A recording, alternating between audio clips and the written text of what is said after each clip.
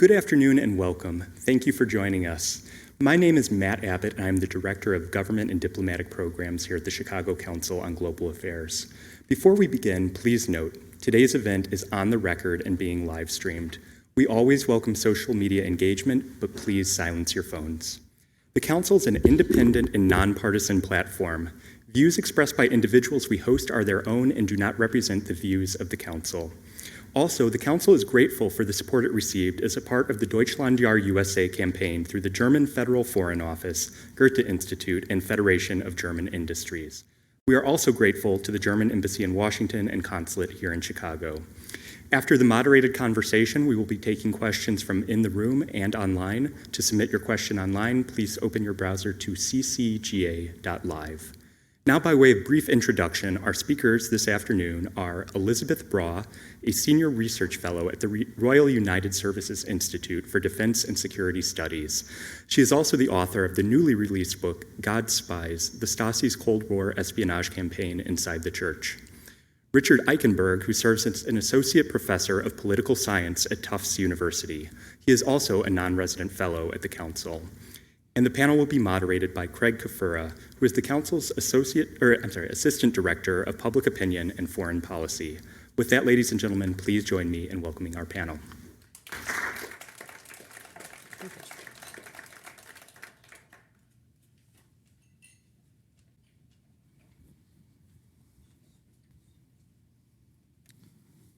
You're right there. All right, good afternoon. Thank you for joining us this afternoon. This should be a very excellent discussion about U.S.-German relations, the state of the alliance, and some of the major issues that the two countries are facing. We'll also have some new polling data to talk about, just released from the Council, and I know Ike has brought some comparative data on Germany as well, which is very exciting. Just a few weeks ago, we actually passed quite a momentous anniversary in German history. I'm not sure it got covered very much. But almost 25 years ago, August 31st, 1994, the last Russian troops left Germany after a time when they had occupied parts of the country for a very long time. And last Monday, on the 9th, that was the 25th anniversary of the withdrawal of U.S. troops from Berlin, where they'd been based for many years. And during the Cold War, West Germany was home to nearly 250,000 U.S. troops. Now, it's down to about 38,000. But the withdrawal of Soviet troops was a major milestone in German history, and we actually have some video of those last troops leaving Germany to show you. Elizabeth, you want to talk about it briefly? Yes, so thank you very much for coming, and thank you for the invitation to be here. Now, I wanted to show you this video because this is a milestone in history, the Red Army leaving East Germany without a single shot being fired. And so full disclosure, I was a student there at the time, and it was a bizarre situation. I think there's no other word to describe it. So the Red Army was still there, and we have to remember they had, at their peak, had 500,000 soldiers in East Germany. Then after reunification, the number decreased gradually as the Germans built new facilities for those soldiers to live in the Soviet Union and Russia. That was part of the deal. But until 1994, they were still there, albeit in smaller numbers. And I wanted to show you a video of what it looked like when the last ones left. And just to say, while they were still there, I think it's a miracle, and that is not appreciated enough now after the fact, that they were there at the same time as the Bundeswehr, so the West German armed forces that then came to the east as well. And they coexisted in this pretty small country, and with the Russians and the Soviets being idle. And so you would see them driving around, taking the vehicles for drives, because they really had nothing else to do. And now, which is why I think it's a miracle that nothing happened, because they were idle, they were humiliated, and they had no idea, these soldiers and officers, what they were returning to. And that these 4 years after German reunification proceeded without violence, even with two opposing sets of armed forces being stationed in the former East. is, I think, something that should be more appreciated now, especially with the 25th anniversary coming up. So if we can cue the video, you will see what it looked like.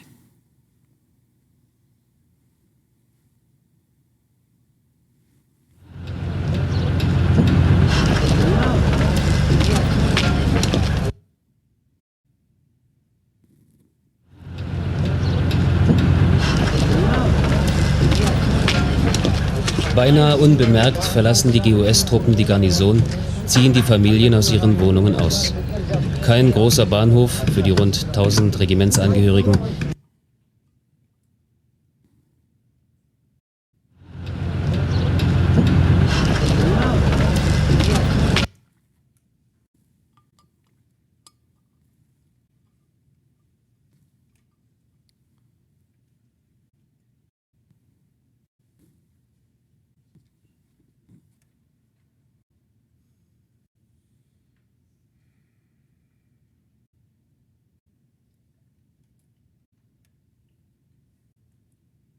Well, you got about 3 seconds worth of what it looked like. So I think maybe technology left along with the Red Army. And so the reason I wanted to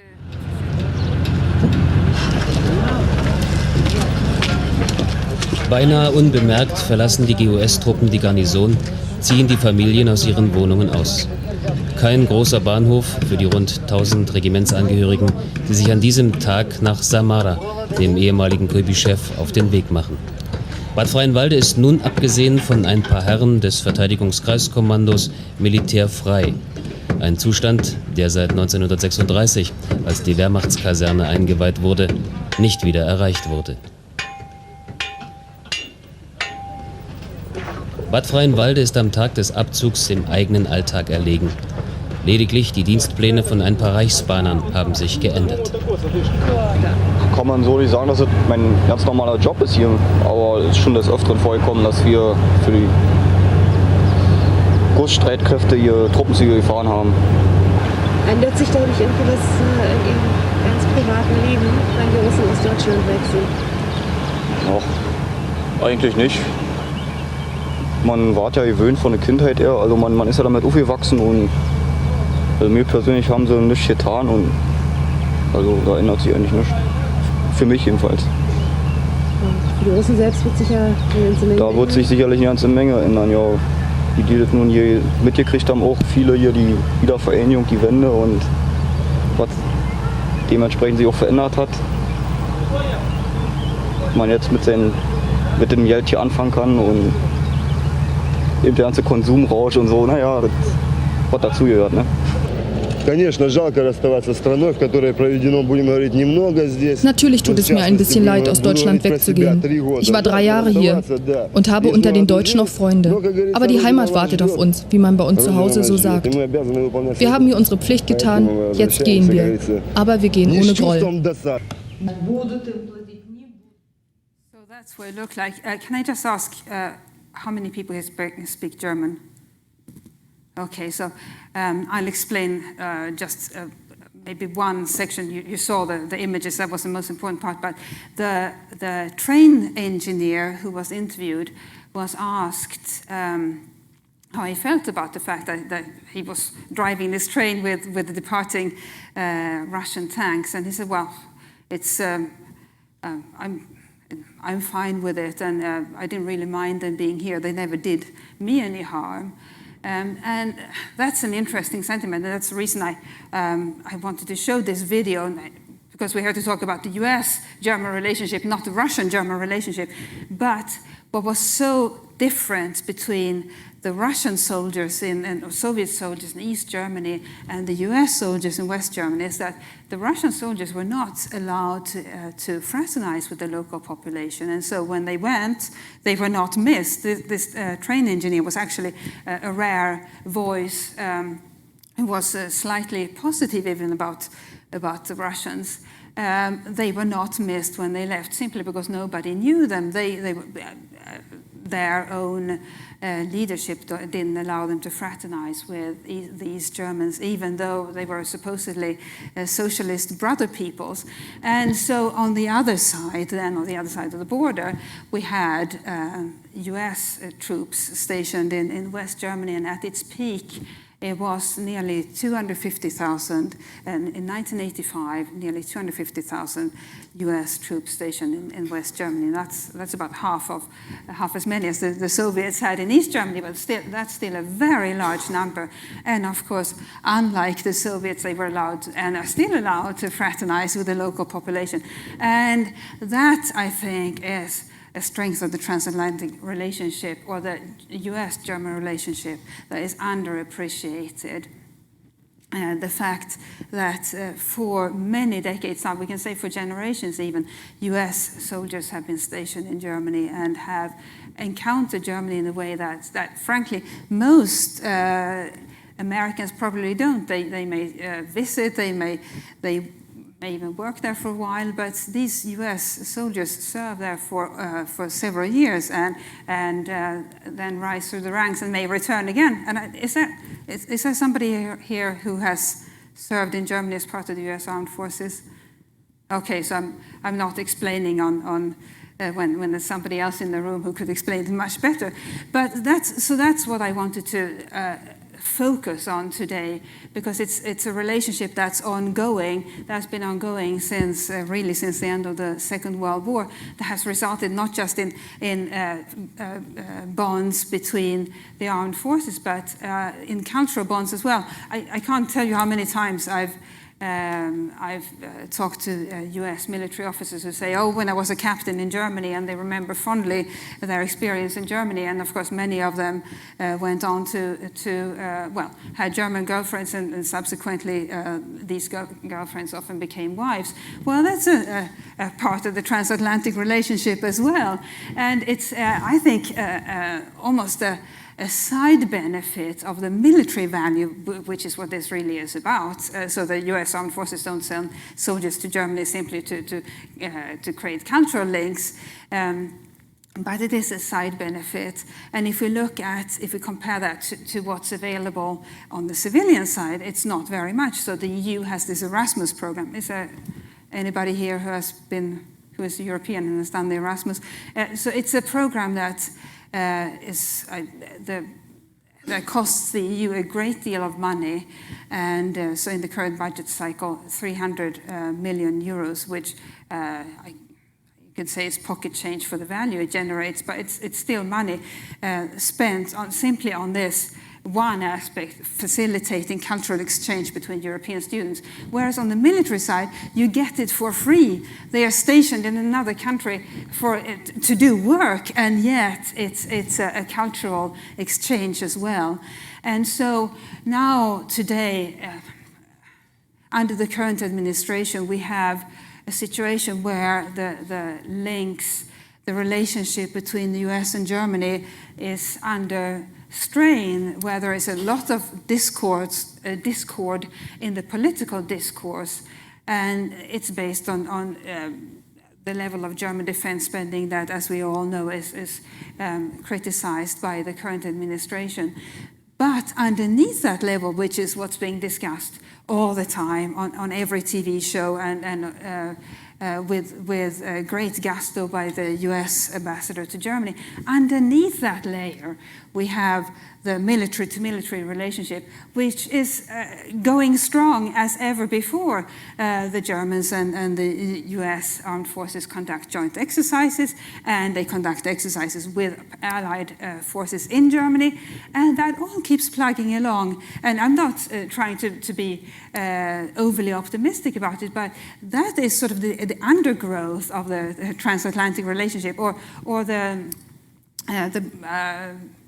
the engine, you might say, of the car that we don't really see when the color of the car changes. But thanks to that relationship, military-to-military relationship, that is really also a cultural relationship, the overall relationship keeps chugging along even when times are tough, which there is no doubt about it, they are at the moment. And so if I had a say in what could be done about the relationship, I would ask everybody involved to focus on that aspect. And what I would really like to see is for the US Armed Forces in Germany to send regular soldiers out to talk in German schools. Now, it isn't done because people wearing uniform should not be expressing any sort of opinions, and that's a very good thing. But in an ideal world, US soldiers serving in Germany would go out and visit schools and tell them about, tell school kids about the US and why, what they are doing in Germany. They, specifically these soldiers, we have to remember, are often very young, in their 20s. That would be a very powerful thing, I think, for German school kids to learn about. And of course, we could do the same thing here in the US, although it would be sort of a bit of a stretch to send German soldiers to speak at Chicago public schools. But one could just sort of imagine the results of such a cultural exchange. And that's not trivial, because it is, at the end of the day, the security relationship between Germany and the US that is the pillar of the US-German relationship. And then, of course, we have other aspects as well, trade, industry, business. And I must say, as somebody who is married to a musician, the artistic relationship between the two countries. And for example, did you know that most emerging American opera singers, they have their first paid jobs in Germany simply because Germany has more opera houses than any other country, and that's where most emerging opera singers from other countries get their first chance to have a paid job. That's something that's part of the transatlantic relationship as well. So with that, I'll vacate the floor to you, and I'm happy to answer any questions. So I don't have polling data on American views of opera singers, but I do have polling data on American views of U.S. troops in Germany. And currently they're quite divided, actually. Americans are split on whether the U.S. should increase or maintain U.S. troop levels in Germany, or decrease or withdraw them. When you saw those numbers, what did you think? Was that surprising for you? I know you emphasized that in the published brief. And I suppose one might be very concerned and say, well, only half of Americans want to keep or even increase our troops in Germany. But I look at some of the other questions, and I was actually pretty convinced that it's not a terribly important data point.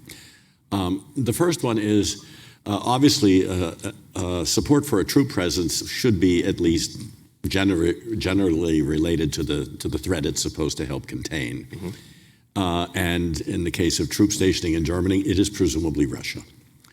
But if you look in your survey at the extent to which the Russian military is a critical threat to the United States, I think it ranks 7th, way down.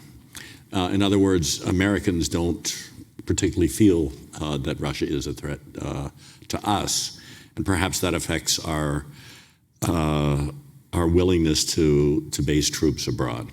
Second, if I remember correctly in the survey, the stationing of American troops in general as a policy tool is not terribly popular, or rather it ranks fairly low in that series of actions the U.S. can take to protect its national security. I think stationing of troops abroad is... I think it's a majority that say it makes us safe. It's about 51% right. Saying that putting U.S. troops in allied countries abroad makes the U.S. safer. But that's independent of Germany, which suggests to me that it's not a German thing. There are a couple of other things. The data are almost identical for Poland, stationing troops in Poland, which of course is geographically right next door, suggesting to me once again that it may be troublesome, but it's not a particularly German thing.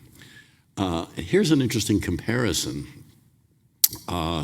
There's a survey conducted annually by the Social Science Institute of the Bundeswehr.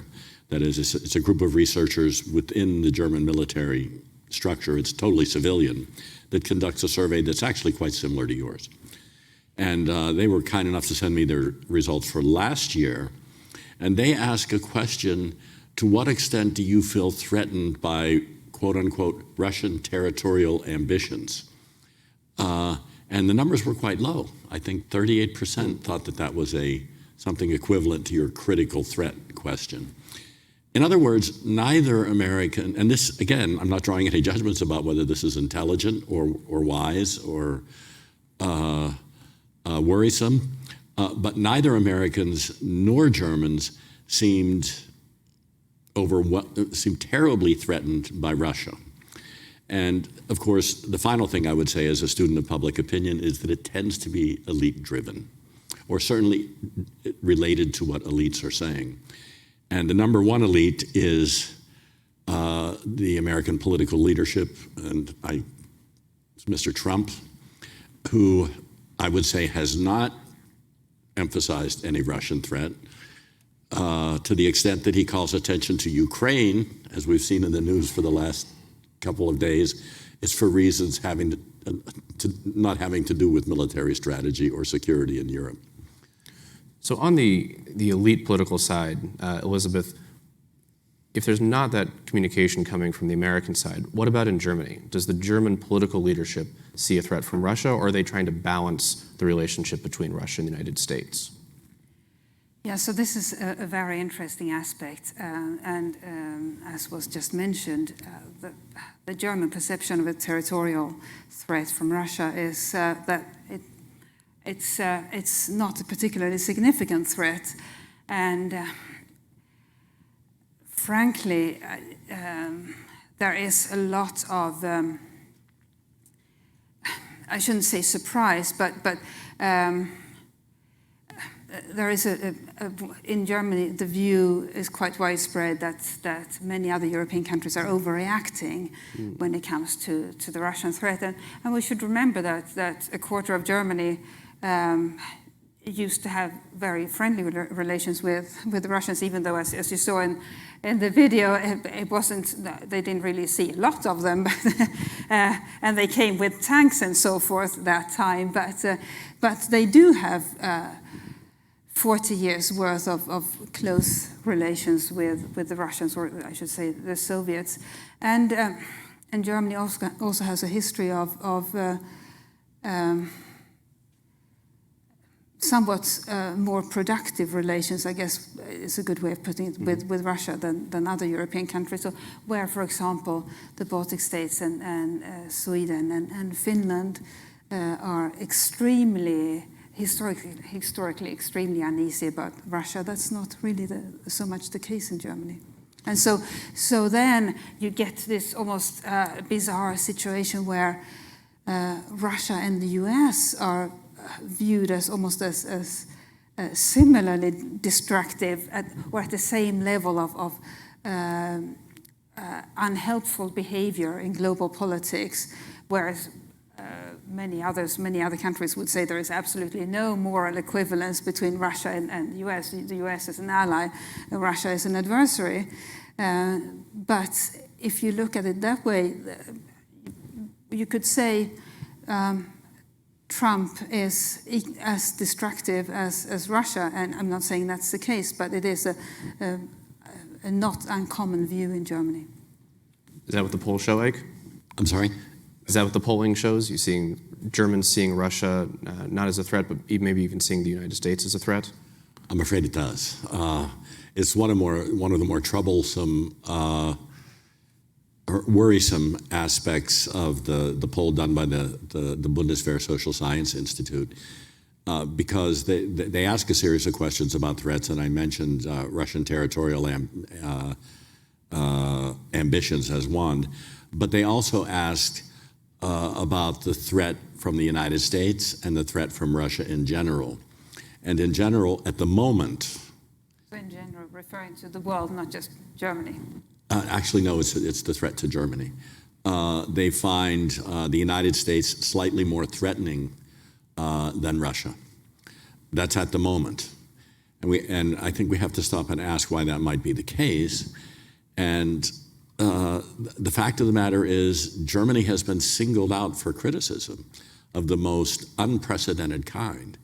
I've been studying this a long time, And there have been disagreements in U.S.-German and certainly transatlantic relations, going back to very intense disagreements over flexible response in the Kennedy administration, followed by Vietnam, followed by the Nixon leaving the gold standard, the Nixon shocks in trade. We could go on and on. Reagan scared the bejesus out of them, and so on and so forth. But none of these presidents of either party ever singled out an individual European leader for the personal affront and insult that Chancellor Merkel has had to listen to. So if you're a German citizen and someone says, do you think the Americans are threatening? If I were a German citizen, my answer would be, he threatens us all the time. He threatens us with tariffs on automobile exports. He threatens us over defense spending. So he sounds pretty threatening to me. It's very plausible to me.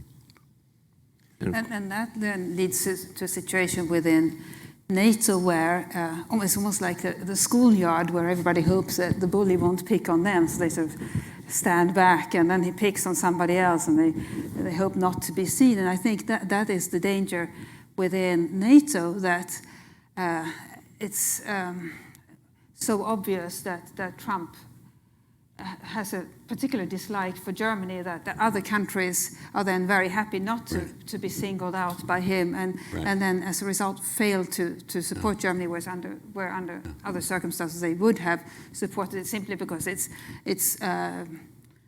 just not very nice to pick on a foreign leader or a fellow leader in that way. It's unprecedented, the personal nature of it. Keep in mind also, this is not singling out Germany, but President Trump has also called the European Union an enemy at one point. That may have been, he may have misspoke, and maybe I was going to say he might regret it, but I suspect he doesn't. But that's the kind of language that it makes it understandable to me that if a pollster said on a survey, are the Russians very threatening? And you sort of give your answer, and are the Americans very threatening? Well, in the recent past, yeah. So is this sort of bullying behavior also affecting German views of the NATO alliance and the broader view of the transatlantic relationship? The good news is no.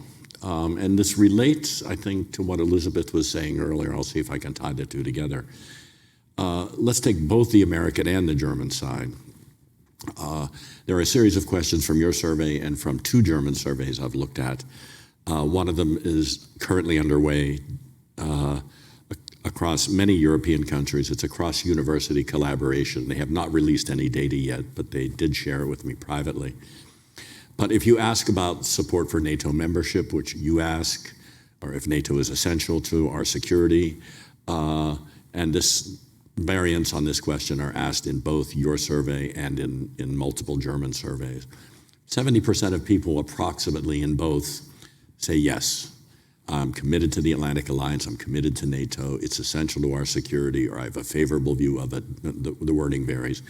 And you know, Craig, from the historical data you've posted about this, it doesn't tend to vary all that much. It's between 60 and 70% on both sides of the Atlantic. So the good news is, despite the fraying of tempers over the last 3 years, when you ask about commitment to NATO or the value of NATO, the answer is very, very positive. It does raise the question of how that can be when we disagree on so many other things like trade and the JCPOA and defense spending. I think the answer to that question is that these questions about NATO really are not balance of power questions. Like, it doesn't lead the poll respondent to say, well, let's see, what is the balance of power and how does an alliance fit into it? Rather, it's a question about identification and values. So I think when they answer that question, they say, yes, I'm part of the community of values that is made up of NATO members. One way I would illustrate this is that if you read the communique from any NATO summit or any bilateral meeting, this is actually true also of the Trump years. If you of meetings with someone other than the president, I guarantee you that one of the first 2 or 3 sentences in that communique will be, we met today and reaffirmed our commitment to the alliance whose strength is our common values. It's literally always the first sentence. It's also, I think, meant sincerely. And so it's both understandable and I think for friends of the transatlantic relationship, somewhat,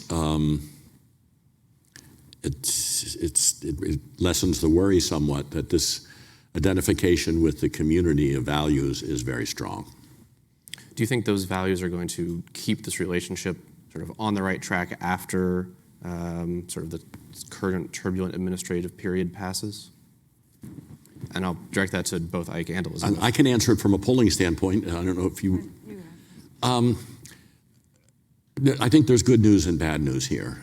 First, being the poll geek, I will answer based on a really interesting poll question that my colleagues in Germany shared with me last week. This is the survey that has not yet been made public. The data literally, the sampling finished up at the end of August, so it's, as we say, fresh data. They first ask a question, do you think the relationship between Germany and the United States over the past year, I think, have gotten worse, stayed the same, or gotten better? Not surprisingly, a huge percentage said gotten worse. But then they asked the question that you just did, which is, do you think there's any chance that'll change? And the answers were 55% or so said, I think there's a good chance it can be reversed and things will improve. And about 30% said no, things aren't going to change. So, which if you were doing your math out there, it leaves 18% who said, I don't know. Okay. So of those who have an opinion, it's strongly weighted towards those who think things can improve. Okay. And the other piece of good news here is that this reflects the historical pattern.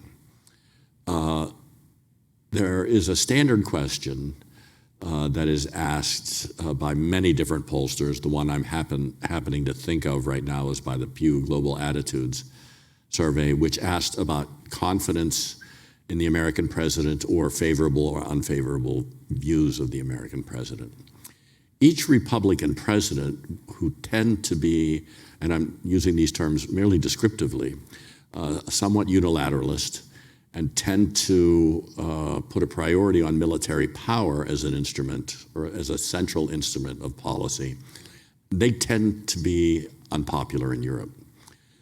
So, and you'll have to apologize, you can't take the professor out of me just by bringing me to Chicago. It looks something like this. The favorability of the American president will be trending along, and when a conservative, largely unilateralist American president comes into office, it goes like this. It's very dramatic. It's happened to Reagan. And then it improves when somebody else gets into office. And then when the next conservative, largely unilateralist president, in this case George Bush, comes into power, he's initially perhaps not so unpopular, but then when he invades Iraq, it goes like this. Okay? And then Obama comes to power, and it goes like this. Obama, as you probably know, was quite popular. And Trump, I believe, has hit a new low point. The point I'm trying to make is there's nothing inevitable about it staying where it is based on past patterns, because it's fluctuated. It's fluctuated in ways that are politically understandable. The average European is to the left of the average American on views of foreign policy and security policy. So they are going to find Republican presidents less desirable or be less favorably disposed. The average German is much less fundamentally skeptical of military force as an instrument of instrument of policy. Americans, on average, are somewhat more accepting of it, although by no means always bellicose. So the fact that these variations are going to take place depending upon which president is in power and which mix of policies they choose means that public opinion in Europe, including in Germany, is going to vary. But it leaves open the possibility that things, as the poll showed, or as people seem to think is possible, that things could improve. It's not inevitable that things have to stay this bad. If I could just add to that, I think the challenge is that, well, as you said, the average European is farther to the left than the average American, but most ordinary citizens on both sides don't really have direct exposure to the other side. So we on both sides use news media to get information, right? And under this current president, he obviously represents himself on Twitter, which leads to an even worse impression of America, simply because he is taken to represent America, not unreasonably. And I think, so how do we get below that surface where the average European will say, oh, I just read what Trump said on Twitter, it's awful. Mm-hmm. And I think it comes back to cultural exchanges. And by the way, not just cultural exchanges with visiting congressmen in Washington, but cultural exchanges among younger people visiting each other. And I think this is where the Midwest is underserved. Imagine if we had some sort of steady exchange between school kids, I shouldn't say kids, teenagers in Saxony and teenagers in Chicago, what sort of understanding that would lead to, and better appreciation of what the other country stands for. Mm-hmm. And there isn't really that much that separates us, even though, yes, we Europeans are farther to the left. But right now, or increasingly so even, we have this overtone or layer of Trump on Twitter that makes it very hard for Europeans, especially younger Europeans, to nurture any, I'm afraid to say, any positive thoughts about the US. And I just wish they would come to Midwest. My husband is from Grand Rapids. I just wish they would come to the Midwest and discover that the US is so much more than what they are seeing in their news consumption. The personal story, I lived and worked in Cologne for 3.5 years. And in the institute where I worked, the guy with the office next to me, who went on to become a professor, he's now retired, he's a sociologist, had done an exchange, not in Grand Rapids, but I think in Kalamazoo, or Adrian, Michigan, I forget. But he was hugely popular in the high school because he played soccer and he became the field goal kicker. So this sort of integration of friendship and sports is something we need more of. But I can only say anecdotally, I've been teaching at the university level for, I won't say how many years. I've noticed anecdotally an uptick of interest among my students in doing their study abroad in Germany. We have a program in Tübingen at my university, but also, not surprisingly at all, Berlin, because Berlin is a great city for 19-year-olds. They tell me. You have one been 19. Yeah. But I've had, in the last 5 years, I think I've had 4 or 5 students study in Germany, and then 2 apply for Fulbrights and went back to teach English in Mittelschule. So I'm sure the German embassy has data on this, and I sense there's an increasing interest. We've got about 15 minutes left, and I do want all of you to have a chance to ask questions. So if you have a question, we have microphones on the wings. Just raise your hand, wait for the microphone to come to you, and then just make sure your question is a question. Yes, we've got one right over here. Can you hear me right now? Just for the live streaming audience. Oh, sure. Yeah. Well, I suppose my question has to do more so with just like the fundamental basis of your argument. So you kind of come from more of a cultural angle, and you kind of come from more of a polling and economic angle. And I suppose my belief, and I think the belief of perhaps many in America, is that the fundamental basis of NATO was an economic and political union to be a bulwark against the Soviet Union, right? So do you perhaps not think that in this modern era where the Russian military threat is like pathetically weak, truly, we've seen the full force that they've been able to muster in Ukraine is not a true threat to anyone in many ways. Do you not think then that like the strong bonds between Germany and many of her NATO allies, especially America, perhaps don't need to be as strong as they were in the 80s and 90s? So I think they may need to be even stronger than they were in the 90s because China does present a formidable adversary or strategic competitor.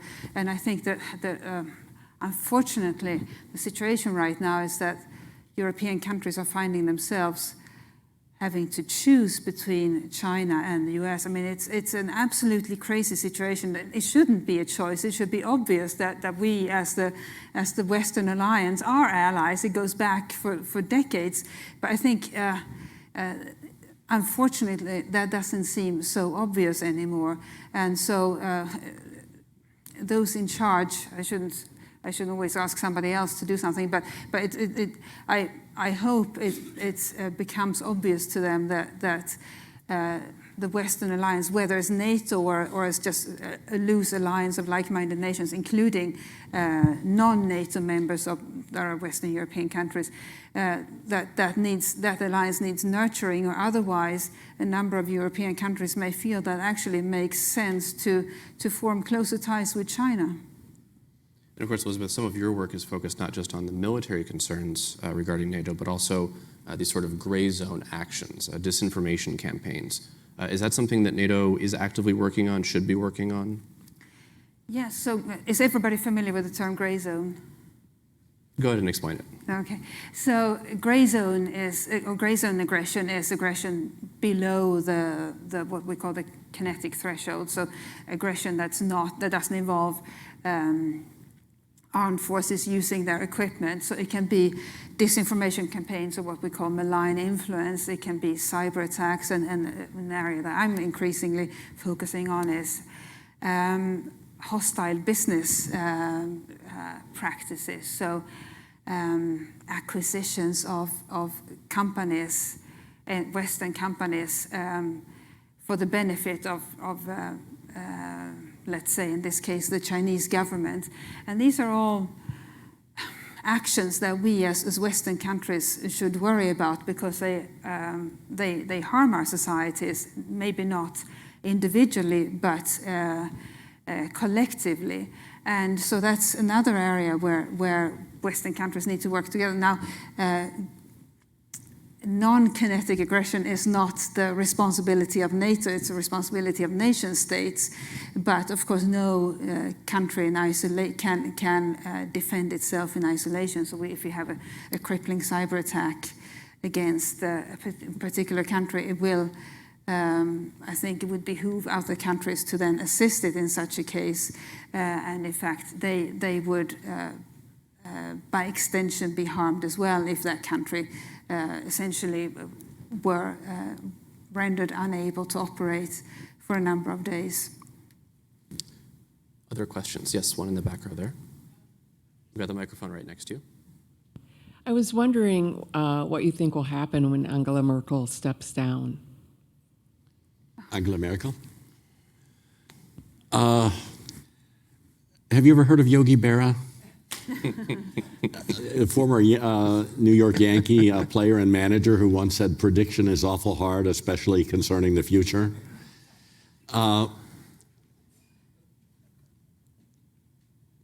fact is there are experienced, capable people who are already moving into positions that make them likely successors to Chancellor Merkel, in particular the new leader of the party, so AKK. Don't challenge me to pronounce it. We always mess it up. But there are also others. I think, and I really hope Elizabeth will correct me if I'm mistaken here, but I think German political careers and the German political system is a lot different. Someone like Donald Trump, at least in Germany, would be a highly unlikely event, that is, electing someone like that. As we've seen, it did happen in Italy, but that's Italy. Most German politicians begin at the local level, gain experience, perhaps as a mayor, perhaps as a provincial leader, get involved in national politics. So there is a natural stream of experienced individuals whom you may not agree with on everything. They may have some ideas you don't like, but they're certainly not out of the mainstream or out of the ordinary. I think one interesting development to watch is the incredible rise of the Green Party, which has been disproportionately strong in Germany if we compare it to other European countries for a long time. But now, thanks to, or as a result of climate change and the Greta Thunberg movement, has gained even more steam. And I personally think that's a good thing because they are responsible politicians. It's not sort of populist green policies, and they are useful. I shouldn't say useful. They are an electable alternative to the Christian Democrats and the Social Democrats. And as we know, the Social Democrats are in meltdown. So it could well be, back to your question, it could well be that we see one of the German one of the Green co-leaders, since they have two, one man, one woman, could take the Green Party into a position of real power. Yeah. And it's also significant that it has really come at the expense of the Social Democratic Party. But could I just pick up on climate change? Because we haven't talked about that. And if we were in a European audience, they would be criticizing us for not talking about that. And today is the climate strike, Today is right? the climate strike. Okay. I believe it's true of both your survey and the German survey that I was just looking at in the last week, the one with fresh data. As I said, only about 30 to 35, 38% of Germans think that Russia or the U.S. is a threat. It's a little bit more for the U.S. 70% think climate change is the threat. And in the this is true in the United States as well, right? And the critical threats, it's pretty high up on the list. Yes, in the 2019 Chicago Council survey, 54% of Americans say that climate change is a critical threat to the United States. 78% of Democrats, 22% of Republicans, I believe. Right. That data is just out. It's on our website. Yeah. Go check it out. And this relates to your question, sir, I believe, that I think the NATO alliance, the transatlantic relationship, this doesn't apply just to Germany, since the end of the Cold War has faced a challenge in justifying its existence, given the fact that the Soviet threat melted away, right? And to some extent, right now, when they're asked about the threat of Putin's Russia, they might be saying, you cried wolf once. For 40 years during the Cold War, you said the Soviet Union was a threat, and then they crumbled away, and now you're trying it again. And I think it's been a challenge. But now there's another challenge, which is that new types of problems, I won't even necessarily call them threats, climate change, migration, the interrelationship between the two, namely the fact that climate change will almost certainly lead to increased cross-border migration. These are the challenges that are uppermost on people's minds. It's driving the popularity of the Green Party, not just in Germany. It is the number one concern of young people. I'm looking at the young people in the audience. I'll single one out. My guess is that climate change is a high priority for you. So that's something we're going to have to talk about more. Other questions for our speakers? Yes.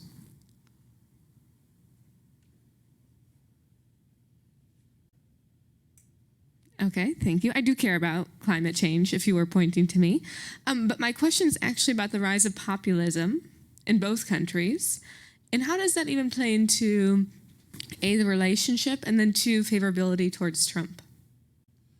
Could you restate the both questions quickly? Sure. Populism. Populism, the but the rise in the U.S. and Germany. And how does that necessarily impact Trump's favorability and the relationship at large?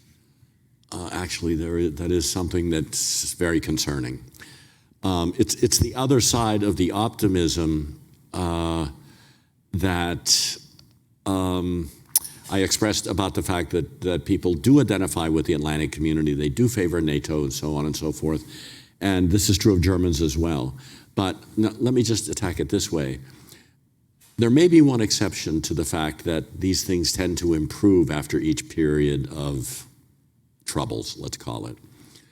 And that is an awareness now in Germany, but I think in Europe more broadly, that a structural change has been, or that the Republican Party has undergone a structural change. That is, from a party that actually was a national party with a mixture of fairly conservative, but some moderates in, let's say, the Northeast and the Midwest. It's become predominantly a party representing rural areas, the lower Midwest and the South. It's become very conservative, and it has largely bought into Trump's message, which is, I'll use your word, populist. Okay, I think that's a polite word, but I'll use it. I think that's something that Europeans are acutely aware of, that there might be another Democrat elected next year or 4 years after that, but there's always the possibility that another Republican will be elected given our electoral college and the shifting tides of uncertainties. And on present course, it's more than likely it will be a Republican that represents the values and policies of the current Republican Party. You know, it's become a commonplace to say is Trump's party now. Okay? That's the European view of American populism. The only view I can give of German populism is to, and you're speaking presumably of the AfD, the Alternative für Deutschland, which did grow stronger for a while, but seems to have plateaued. It certainly hasn't captured the imagination of many Germans. They peaked out at about, what, Elizabeth, 15, 16%. My own personal view right now is that they're not terribly worried. In some states, they Yeah, get more. and certainly in the former East. I'm more concerned about the British Tory party, frankly. Can I just bring up one aspect of the transatlantic relationship? The reality of migration patterns is that when